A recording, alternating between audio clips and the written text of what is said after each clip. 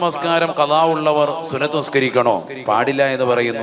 ശരി തന്നെയാണ്. ഫർദ് നിസ്കാരം പ്രായപൂർത്തി എത്തിയ തലം മുതൽ ഏതെങ്കിലും ഒരു ഫർദ് നഷ്ടപ്പെട്ടിട്ടുണ്ട് എങ്കിൽ അവന്റെ ജീവിതോപാധിക്കുള്ള സമയം ഒഴിച്ച് ബാക്കിയുള്ള മുഴുവൻ സമയങ്ങളും അത് വീട്ടാൻ വേണ്ടി വിനിയോഗിക്കണം സമയത്തെ എന്നാണ് കർമ്മശാസ്ത്ര പണ്ഡിതന്മാർ പറയുന്നത്. എന്ന് പറയുമ്പോൾ തറാവീഹ് നിസ്കരിക്കാൻ വരുന്ന സമയത്ത് തറാവീഹിനോടൊപ്പം ചേർത്ത് നിസ്കരിക്കാൻ പറ്റുമോ ഏതെങ്കിലും നിസ്കാരം? അങ്ങനെ ചോദിക്കുന്നവരുണ്ട്. അതിനാണ് ഞാൻ ആദ്യം തന്നെ ഒരു മറുപടി പറയുന്നത്. എന്ത്, നിങ്ങൾ തറാവീഹ് വേണ്ടി പ്രത്യേകം ഒരുങ്ങി വരുമ്പോൾ മാത്രമല്ല, നിങ്ങളുടെ ജീവിതോപാധികൾക്ക് വേണ്ടി കഴിഞ്ഞതിന് ശേഷമുള്ള സമയം കിട്ടുന്ന മുഴുവൻ സമയങ്ങളും നിങ്ങൾ എന്ത് നിസ്കരിക്കണം നിർബന്ധമാണ്?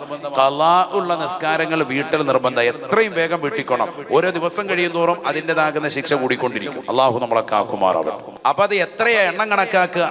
എണ്ണം കണക്കാക്കാൻ പറ്റുന്ന രീതിക്ക് കണക്കാക്കുക. അവന്റെ മനസ്സുകൊണ്ട് ഒരു ഉറപ്പ് വരണം, ഞാൻ പൂർണ്ണമായി നിസ്കരിച്ച് തീർത്തിട്ടുണ്ട് എന്ന ഒരു ഉറപ്പ് മനസ്സുകൊണ്ട് കിട്ടുന്നത് വരെ ഖളാ വിട്ടണമെന്ന്. കാരണം സുന്നത്ത് നമസ്കാരം പോലെ അല്ല ഫർദ്. ഫർദ് എന്ന് പറയുന്നത് ഫർദ് ഐനാണ്, ഫർദ് കിഫായല്ല. മയ്യിത്ത് നിസ്കാരം പോലെ ആരെങ്കിലും നിസ്കരിച്ചാൽ വിടുന്നതല്ല. സ്വന്തം തടി, അവന്റെ സ്വന്തം ശരീരത്തെ രക്ഷപ്പെടുത്തി എടുക്കണം അത് നിസ്കരിച്ച്, ഇല്ലെങ്കിൽ ആഖിറത്തിൽ ഹിസാബാണ്. ഇപ്പൊ ഇന്നത്തെ സുബൈ ഞാൻ നിസ്കരിച്ചില്ലെങ്കിൽ എനിക്കാണ് അതിന്റെ ശിക്ഷ പൂർണ്ണമായിട്ട് ഉത്തരവാദിത്വം. നമ്മൾ എത്ര നാൾ നീട്ടിക്കൊണ്ടിരുന്നോ അത്ര ശിക്ഷ, പിന്തിച്ചതിന്റെ ശിക്ഷയും കിട്ടും.